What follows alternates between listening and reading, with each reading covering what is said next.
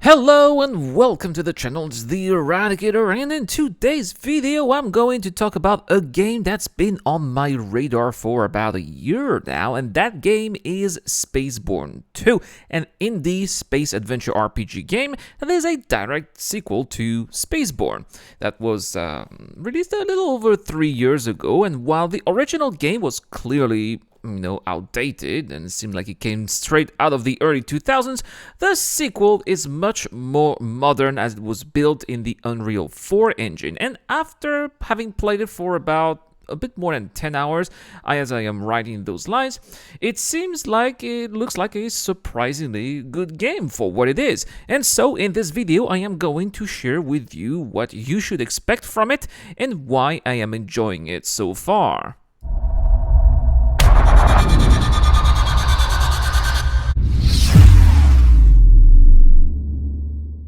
So first, what is Spacebourne II and what can you do with it? Well, as I mentioned in the intro, it is a space action game with some RPG elements, which means that you get to fly ships in space and also engage in various activities such as combat, a little bit of trade, or exploration. But not just that, the game also lets you land on some of the thousands of planets and stations that it features and interact with some of the NPCs that you will find there, solve mysteries, or fight groups of enemies on foot.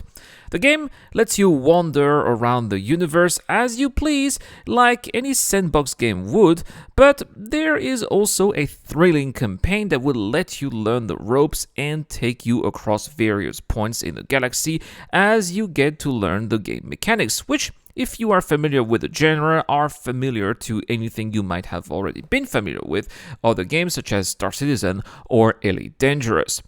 But the point of the campaign is also to tell you a story, and in this case, the story of the legacy of the character you are playing and how they are going to claim that heritage and build upon it. It sounds cliche for sure, but innovation has never been the point of Spacebourne. It's always been about having an adventure based on classic mechanisms and twists that are well established while adding its own touch on top of it.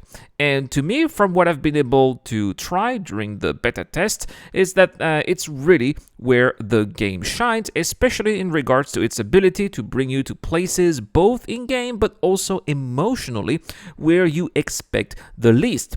Throughout my run in the campaign, and from the very start, in fact, there have been plenty of moments that truly caught me off guard, both visually and plot-wise, proving that a game doesn't need to be the most beautiful to be good. The narrative elements are, without a doubt, far more important, and anyone who played games like Electronic Arts Battlefront will know what I'm talking about here. But let's go back to the graphics a little. As I said earlier, they may not be the best out there. The game, for example, was made using the previous version of the Unreal Engine, Unreal 4, but being a space game, it's not really something that you notice until you go planet-side and have a look at some of the ground textures, which I hope will improve in the future. I also wished that the character models, for especially some from some random NPCs you see at landing zones or station, could look a little bit like they could get the same amount of care and details from the main characters have benefited from, because sometimes it feels like they have been taken straight out of the first game, which is not great. Apart from that, Spacebourne II is pleasant to look at, and weather effects look great. The stations and landing zones are often quite surprising. The UI also benefits from a huge upgrade compared to the previous game, and overall it does feel like the solo developer of the game did his best to improve on what was perhaps the previous element's biggest flaws. Last but not least, I would like to talk about the purpose of the game. What's the point of playing Spacebourne, and what is going to keep you hooked for a long time? Now, what I think makes the interest of this game is how it slowly but surely lets you build up your forces. The more missions you succeed, the more people join you in your fight, the more troops you have with you to help you achieve more. I think that it's actually a good design choice, and throughout my entire time playing the game, I have often been asking myself how it would feel if I had at my disposal the 20 extra recruits I could get from the completion of that next mission. Anyway, so these were my quick thoughts on Spacebourne II, the upcoming space adventure RPG.